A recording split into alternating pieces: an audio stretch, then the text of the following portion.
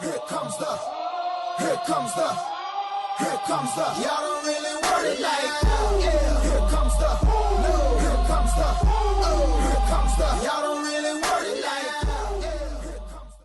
This podcast is brought to you in association with Recovery, the natural choice for rugby recovery. You're sore, you're low on gas, and life has a habit of getting in the way when it comes to doing all those little extras you need to do to recover properly. Going into game day knowing your body is in the best condition possible is the goal, and your next performance depends on it. Well, Recovery has you covered. Recovery is reinventing rugby recovery. Check out their range of all natural products with prices that range from as little as £7 to be budget friendly for all shoppers. You can find them on Instagram at Recovery, or head to recovery.com, or simply click the link in the description to take you straight to their website. And for an extra bonus, if you use the code DROPGOAL in all capitals, you'll receive a brilliant 10% off discount on all of your purchases. Hello and welcome to another episode of the Drop Goal podcast. On today's episode of the podcast, we have the man himself. He's played for Toronto. He's played for Leigh Centurions. If you're looking at the screen right now, you already know who he is. He's an absolute icon. Earlier this year, he rocked the mullet, which we all saw, which was named the best haircut in Super League by myself.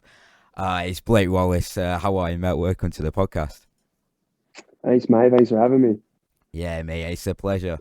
I'm absolutely looking forward to today's episode, and we'll have a good chat about rugby league and obviously your life involved with the game. Yeah, sweet. Let's do it, bro. Brilliant. So we'll jump straight into it. We'll start off with a relatively easier question than some of us that may come up down the line. How have you found this season so far with the Leigh Centurions? It's been a tough one for myself personally. I only played the 3 games at the start of the year. I suffered a head knock in the Challenge Cup against Huddersfield, and it's been something that I've just had to deal with ever since, and I'm still struggling with today. Right. You know, I still having symptoms and stuff like that. So day to day, it's a bit of a struggle, and there's only so much I can do. But you know, it's unfortunate that that's happened, but you know, it's a contact sport, and these things happen. So for me, it's just taking it day by day and trying to get my health right before, you know, I can get back onto the field. Yeah, definitely, mate. And it's important that you recover 100%, because you never know. If you go back into the game not feeling 100%, you never know what could happen. So it's always best to just have your time off until you're fully recovered, and then no doubt we'll hopefully see a brand new Blake Wallace. Obviously, everyone's missed you on the field, so I'm just looking forward to see you back on the pitch whenever you're fully recovered, mate. So you grew up in Australia, in the New South Wales area, and obviously rugby league and contact sports is a huge part of Australian culture. When was it that rugby league really came into your life and made a mark on your life? Oh, you could go back to, I guess, when I was born. I got born into it. My old man played. Right. And, you know, my earliest memories of the game was going to training with him back in the 90s there. And, you know, I'd stand off to the side of the field and, you know, he'd be kicking a ball around with his teammates and that, and just sort of running amok. And I used to run the sand out to him when he was kicking goals. And right. They're probably my earliest memories of playing. Don't really remember much of me playing when I was younger, but, you know, as a kid, like, you know, I just wanted to be like my dad. I just wanted to play footy, and you know, I loved it. Loved being around the game, and you know, it's been something that's stuck with me my whole life. Yeah, definitely, mate. And obviously, apart from your dad, because your dad's going to be a massive idol for you, especially growing up. Did you have maybe any other players that you kind of idolized and you thought, right, that's who I want to be like when I grow up? So, like, one of my favourite players growing up, he, you know, this was as I got a bit older, but my favourite player was Brent Sherwin, who played with the Bulldogs, and then come over and played for Cass over here. But he was just like, I don't know, there was just something about him, really, you know, enjoyed watching him play. And he was just my favourite player. I used to, you know, go at the front and kick the ball around and, you know, try and do the stuff that he was doing. And he was someone I looked up to. Brad Fittler was another one, just because of that left foot step he has. I tried to emulate that, but they were probably like the two sort of guys I looked at, in terms of playing and who I kind of wanted to like grow up and be like. So Yeah, yeah, yeah. So you grew up in Wollongong and you played your junior rugby for the Dapto Canaries, which is what I've got. Were you always a standoff or scrum half, or has that role come with a bit more experience and time? yeah. So I started me footy at Dapto. Yeah, Yeah, it's just something that's a position I guess I've always sort of played. Um, you could throw in fullback in there as well, but yeah. I've always been the most comfortable playing, in the six and Mhm. sort of that standoff role. So Yeah, yeah, um, yeah, no, like I've spent a lot of time in that position, and I'll play anywhere at the end of the day, but yeah, that's yeah. where I feel most at home and where everything just comes most natural to me. Yeah, fair enough. And obviously, your dad being a player himself, that would have had a big influence on you. But did you always think rugby, like when it came to rugby, did you always think this is what I want to do? This is what I'm gonna do when I'm older. I want to be a rugby player, or was it just something you enjoyed and you just wanted to play it as a hobby just because you enjoyed the game? Oh no, this was something that from a very young age I Yeah, was very adamant about. I I just loved it, and that's I knew from the time like I was six, like that's what I wanted to do, and yeah, sort of didn't yeah. care where I did it or how I did it. Like for me, just playing professional footy was what I wanted to do, and like I'm proud that I've been able to do that, and Yeah. it's been a journey in itself. But I was lucky at a young age. I knew what I wanted, and I Hmm. put the steps in play to go after it. Right, yeah, definitely, mate. So when it comes to playing the game, we all love the rugby league, of course. And one's dream, if you're a rugby fan, is I want to make it pro. And obviously, as a Warrington fan myself, my aspiration, if I did become pro, was obviously taken to a grand final because it's something we've not been able to get for however many years now. As a player yourself, what's your main goal? What's your aspiration that you'd like to achieve before eventually maybe retiring from rugby league? Um, Obviously to win. Like Yeah, yeah, I don't know anyone that's played the game and not wanted to win. So right, obviously I put that up there. One thing that I like when I first started and I was with Toronto, like for yeah, me to get them to Super League was one of the one of like my big sort of goals, and mm, I was lucky enough to be able to do that. But yeah, for me, at the end of the day, I just want to get better each game, and I want to win. Simple as yeah. that. So Yeah, that's a brilliant mindset to have, and it definitely takes people like yourself far having that winning attitude. So in Australia, you played a lot of your rugby in the cup competitions, representing the Central Queensland Capras in the Queensland Cup, as well as the Illawarra Cutters in the New South Wales Cup. What was it like developing your game in the cup level, which I suppose you could almost call it like the second tier of rugby league in Australia? What was that like? yeah, it was good. I think like I was 19 when I moved up to Queensland to have a crack with the Capras, and Mm-hmm. like I probably struggled up there early on just because I was still a young kid, and Yeah, learned like yeah, just kind of maturing as a footballer and stuff. I probably wasn't quite there yet, and I was pretty inconsistent. So, um, I didn't really find my feet until I sort of went back to the Illawarra and got a yeah. crack with the Cutters. And I think when I went back there, I was just a little bit older and kind of matured a little bit, and I was able to play some pretty good footy in Yeah, the couple of yeah, years that I was there. yeah, definitely, mate. And often when players speak about playing the cup level, they mention that they play the cup level to then break into the NRL and catch the eye of scouts from the NRL or whoever it may be watching you play. What was it that you really wanted to show off in your game when it was a cup competition? Was there something special that you thought you had that others maybe didn't possess?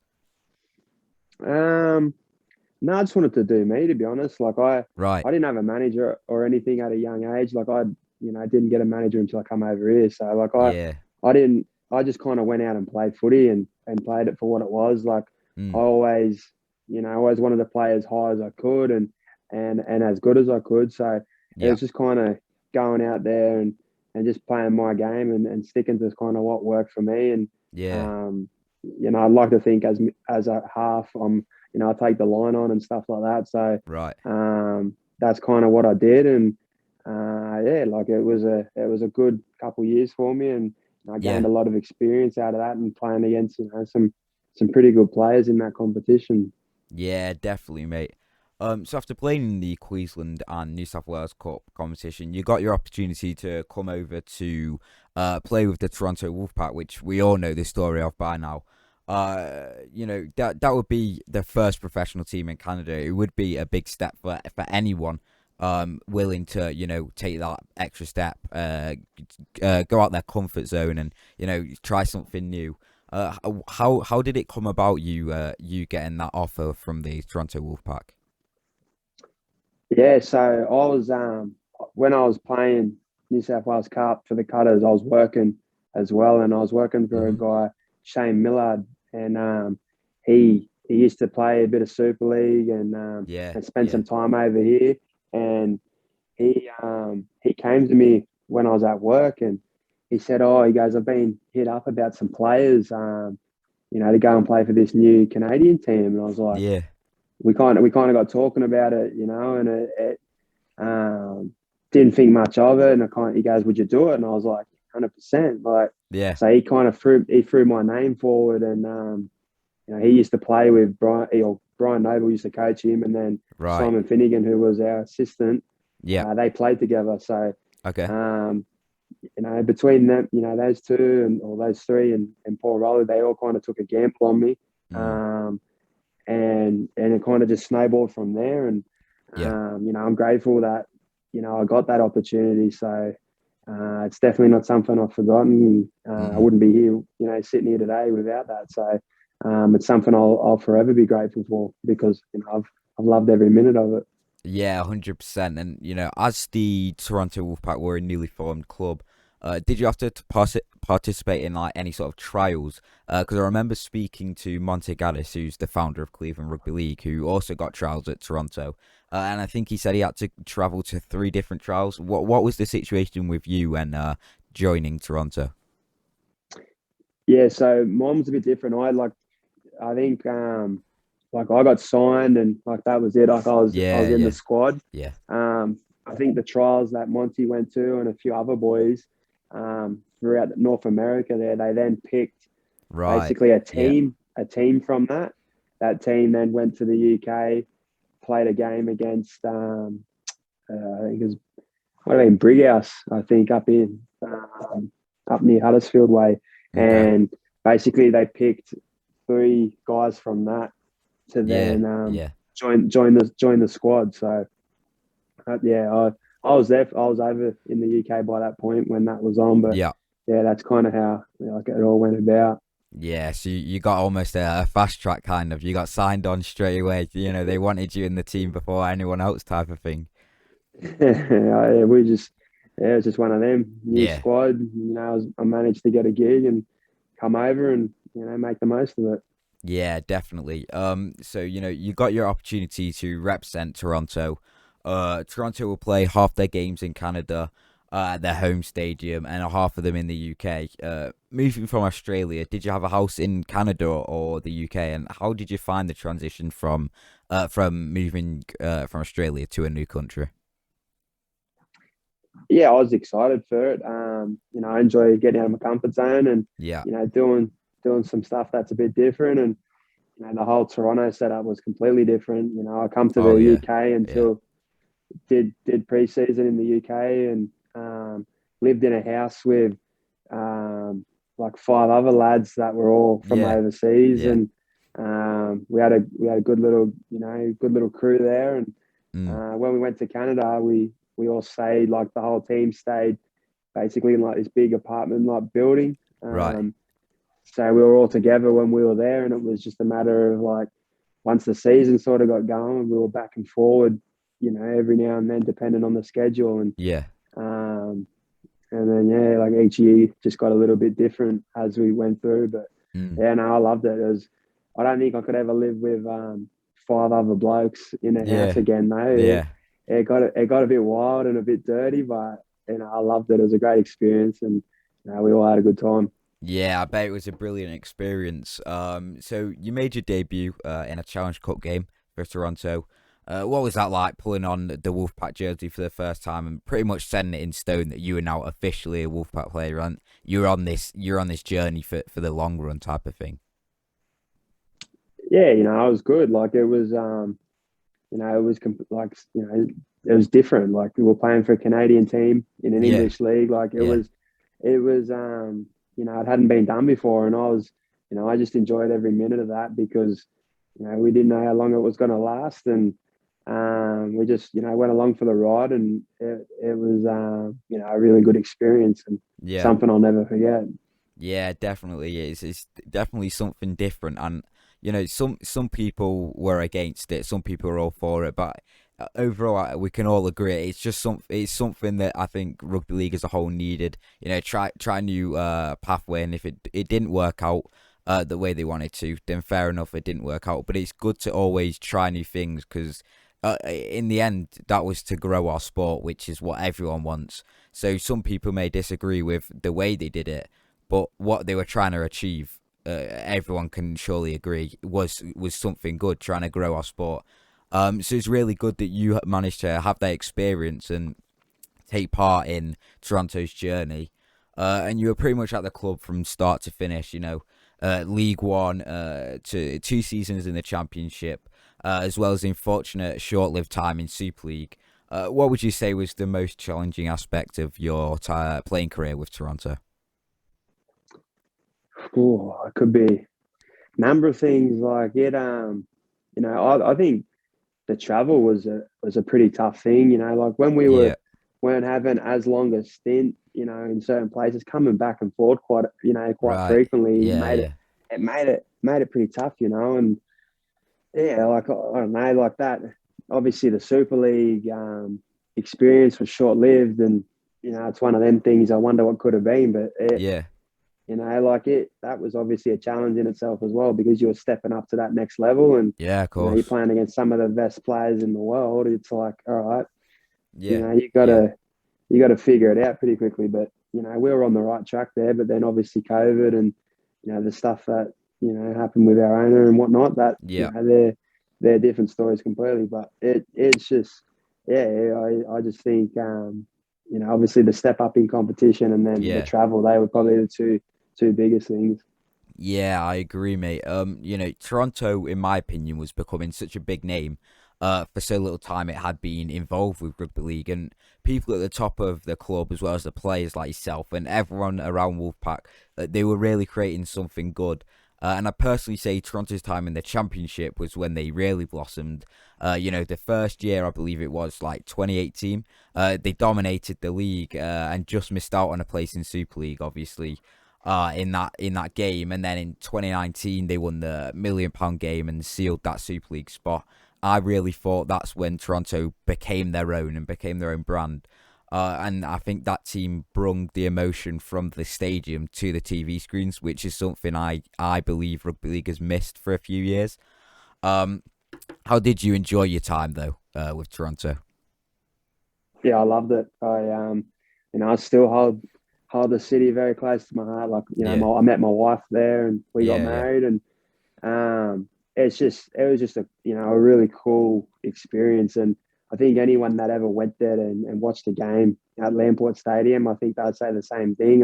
right, I can't speak highly enough of the fans and the people there, and I loved every minute of it. And it was a shame to see it end the way it did, but yeah,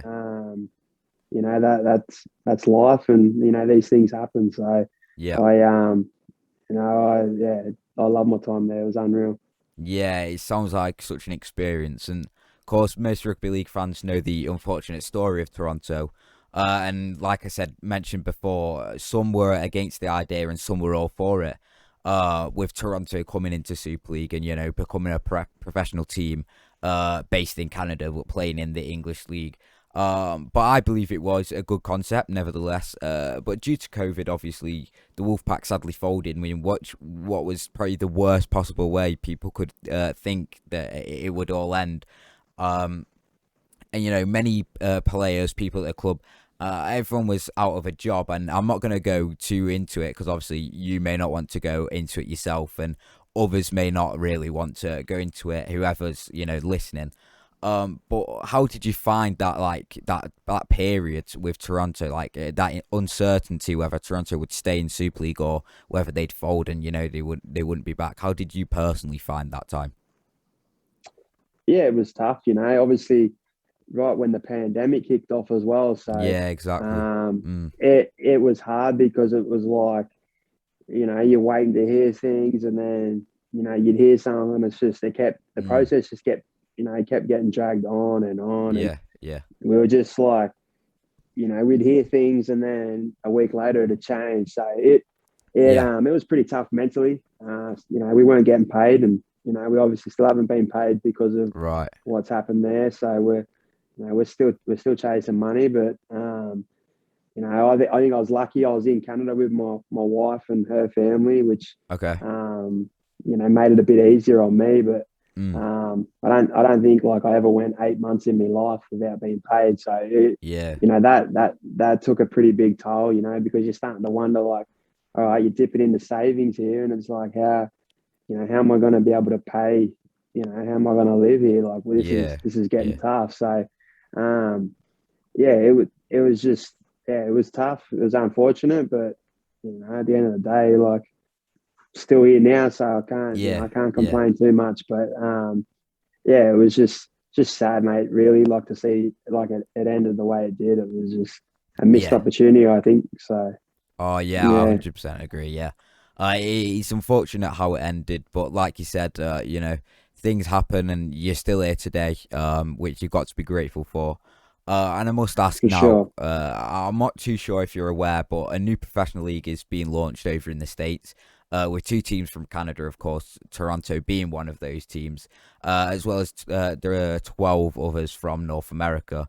With this news, how do you feel about the new launch of the NARL coming in 2022? I think it's outstanding.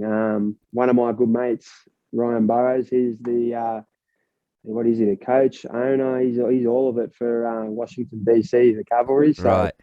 I'm going to be right behind him, and Yeah. I'm looking forward to seeing how they go. So, I think it's exciting, mate. I think there's definitely a market there for it. Yeah. You see how passionate the North Americans are about the sport, and I think, a game as exciting as rugby league hitting their screens. I think, there's only one way it can really go, and I'm definitely excited to see how it pans out, because I think, in the right hands and the right people supporting it, I think it could be extremely big, and I think it could really catch on. Yeah, definitely, mate. I'm all for it. And I can't wait to see how it all pans out. And I'll be tuning in if possible. And obviously, your good friend is part of the Washington team, which is brilliant. And I'm really looking forward to see how Toronto get on, because unlike other teams, they've already got that foundation. So like they kind of, in my opinion, they're the ones that other clubs maybe will look up to. Because they've got a strong foundation and a big fan base over in Canada and the United States. So I'm really looking forward to that league. I think it'll be something for all fans to keep an eye on. After the Wolfpack folded, a few months out of a job, you in the end were snatched up by Leigh Centurions, who will be confirmed to take Toronto's place in Super League for this season we're currently in. How did this new deal come about with Leigh, and what convinced you to sign with them over other clubs? So yeah, I was lucky. Leigh, I spoke to John Duffy, who was the coach before he got let go this year. But Duffs was really good, and he I spoke to him quite a bit, and I'd spoken to another good mate of mine, Ryan Briley, who he hadn't signed at Leigh at that point, but I know he'd spent a lot of time at the club, and he spoke highly of it, and for me it was really a no-brainer. I signed thinking that we were going to be in championship. I didn't, like, Super League hadn't been confirmed at that point, so I was really keen, and I was really Right, right. grateful for the club giving me an opportunity. So, it come full circle, and we ended up, obviously getting voted in, and Yeah, yeah. yeah. So, I'm very, like I said, I'm grateful for it, and I've loved every minute. Yeah, yeah, definitely. It's brilliant that you managed to find a new club with Leigh, and obviously it was a bonus that you became the team that took Toronto's place in Super League, which is good. So you signed to Leigh now. You're in your second season of Super League rugby. Obviously, your first season, which was short lived with Toronto, and now this season with Leigh, which obviously, like we mentioned before, having a chat before we actually started, it's not gone to plan really due to injuries, but still, you're in Super League. You live in a lot of people's dreams, which is brilliant. Obviously, being an Aussie bloke, how do you compare the English game to the game over in Australia? Yeah, I love it. I think, I think it's real good. Like, I just the fans are, they're second to none. Yeah, I never yeah, experienced anything like it. Like, you can go to an away field and they can say some yeah, pleasant things to you, and yeah, yeah. it's just like what, how can you not enjoy it and embrace it? And Mm, obviously I'm disappointed I haven't been able to play a home game in front of the Leigh fans, because right. um, just seeing how passionate they are, and how loud they are, it's unreal. It's something that I've never experienced before, and it's definitely not like that in Australia. And the game, I think, is, it's real strong over here too. I think there's Yeah. some really good footy getting played, and there's some really good players that are coming over here. So I'm excited to see what happens over the next few years. Yeah, definitely, mate. I personally think the one thing, if we do have anything over the Australian game, obviously people say the Australian game is more stable than the English game, just because of the culture in Australia and how long the sport's been around. But personally, I'd say that both leagues are going strong. And obviously, yeah, Australia is always going to be rugby league's always going to be bigger over there because it's a bigger country, so there's bigger fan bases, etc. There's loads of things that play into it. But like you mentioned, I do think the fans in the UK, whatever team you support, I think they're outstanding.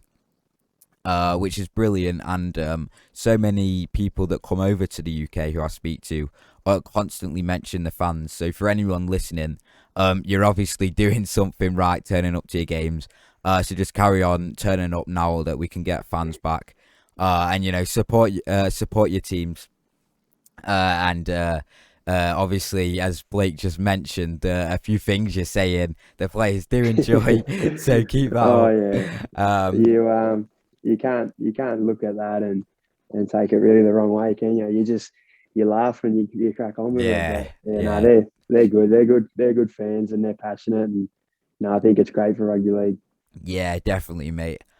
So while we're on the topic, just before this last question, this Super League season for you's not really gone the way you wanted it to. Obviously, you've not been able to play a home game in front of fans yet, and you've obviously suffered a head injury, which I wish you all the best recovery. Sorry. But you've had a few injuries over your career. So what I'd like to know is how important is it that you make sure you recovered 100% after an injury instead of, let's say, 60% fitness going into a game? How important is it for you personally that you're 100% match fit? Yeah, so like there's been times where I've played busted. I think any player that's played this game's played busted. Oh yeah, Um, yeah, and that you can kind of manage those. But for me, this one with my head, it's a whole different ball game. So it's my brain at the end of the day. Like, I'm still only young. Like, I've got my whole life kind of yeah, ahead of me, and yeah, when I start a family, like, I want to be able to do things with my kids. And yeah, yeah. it's frustrating because obviously I want to be on the field and I want to be doing my thing, but Mm, um, unfortunate circumstances is like I can't at the minute. And I'm just, like I said, I take it day by day, and yeah, I'll do whatever I can to get back on the field. But obviously my health's the main priority. So I think I think with your head, you can't muck around with it. It's not like No. any other injury where okay, I'm not 100%, but I can still get out there and do it.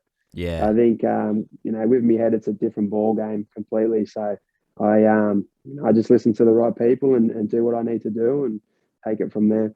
Yeah, definitely, mate. And obviously, being at 100% recovery is important. And obviously, like you mentioned, you're only young, and with it being your head, there's just some things you can't mess around with. What have you been doing to help your recovery? Because obviously, head injuries are quite different to other injuries. If you've sprained your ankle, you can, or break your ankle, you work through it, and then you do exercises with it, etc., etc. But with your head, I'm sure it's a bit different. What have you really been doing to try and maximize your recovery? Yeah, so I've been speaking with I've seen a specialist quite regularly. Mm. Been working with a physiotherapist Yeah, who's really good. She specializes in post concussion rehabilitation. So she gives me some exercises to do that kind of get my brain working and sort of yeah, training and because it's like like any injury, you've got to train it and work it and do what you got to do to get it right. So yeah, there's not a lot that I can do. It's very limited because any sort of like physical exertion or intensity, I struggle when I get symptoms and all that kind of right, stuff. So it's a fine line between like what I can and can't do, and yeah. it's just about getting that balance right and pushing it, but obviously not pushing it too much. Yeah, definitely, mate. I wish you all the best with your recovery, and I hope you get to play a game in front of those Leigh fans before this current season ends. Hopefully your recovery is quick enough for that. But if not, like you mentioned, you can't mess around. You got to make sure you're 100%. So you've got to do what's best for you. But you have had instead of injuries, which is a bit of a negative topic, we'll go to a bit more positive. You've had quite a few successes in rugby league throughout your career, whether it be personal achievements or accolades, or success with your clubs. Is there a certain type of achievement that you've gained along your career which really stands above the rest? Yeah, probably that promotion to Oh Super yeah, League.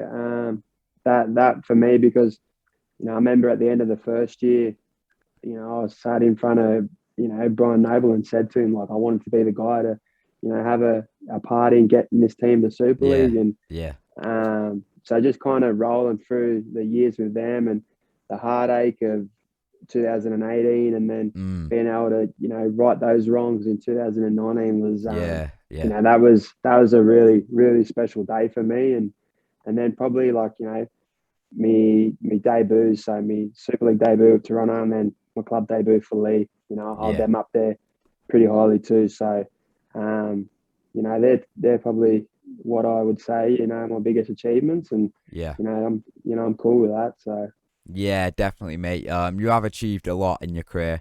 So that's all on you, mate. And unfortunately, there is one thing I must admit.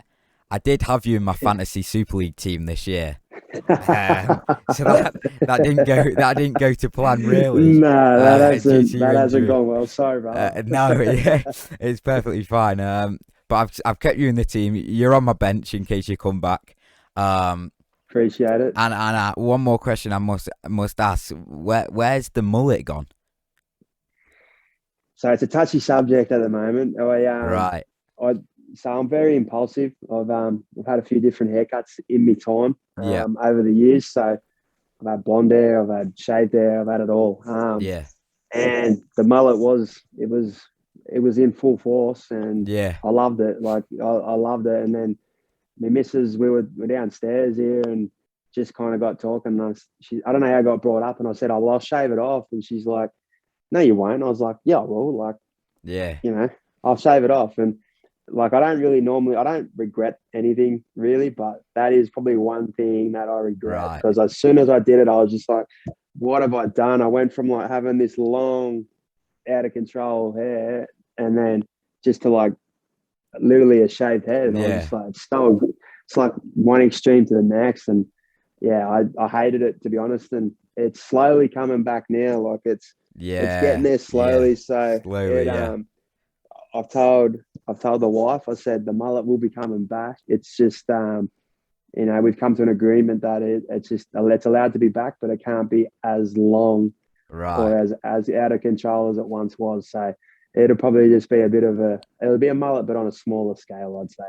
Fair enough, mate. I'm guessing the wife wasn't too keen on the mullet then, mate. Hey, she runs the show here, so Yeah, whatever makes her happy. fair enough, mate. It's been brilliant speaking today, mate. It's been a good laugh as well. And I must say, just thanks for taking your time out your day to join me and have a good chat about yourself and your time involved with rugby league. It's been absolutely brilliant. I wish you all the best with recovery. And hopefully you can play that game in front of the Leigh fans before the end of this season. Once again, thanks for joining us, mate. And honestly, that was brilliant interview. So I'm just happy to get you on the show today. Thank you very much, mate. No, all good, mate. Thanks for having me on, and good luck with you and everything you're doing here. It's good on you for having a crack at it, and I hope it all goes well, and you continue to keep doing your thing. So thanks again for having me. Yeah, appreciated, mate. Maybe if you do attend any Warrington games, I'm not sure if Leigh are playing Warrington again before the end of the season. But if you're fit, Not too sure. I'm not too sure. I'll have to check after this. But if you are recovered, then hopefully we can get a catch up then. If I do see you there, but if not, I'm sure we'll have another catch up down the line. So I appreciate you taking your time out of the day, and have a good rest of your day, mate. Thank you. You too, buddy. Cheers. Cheers. Here comes the, here comes the, here comes the. Y'all don't really want it like that. Yeah. Here comes the, no. Here comes the, oh. Here comes the. Y'all don't really want it like that. Yeah. Here comes the. Thanks again to our podcast partner Recovery for sponsoring today's episode. Head over to recovery.com to check out their range of all natural products, and remember to use the code DROPGOAL in all capitals at checkout for 10% off all of your orders.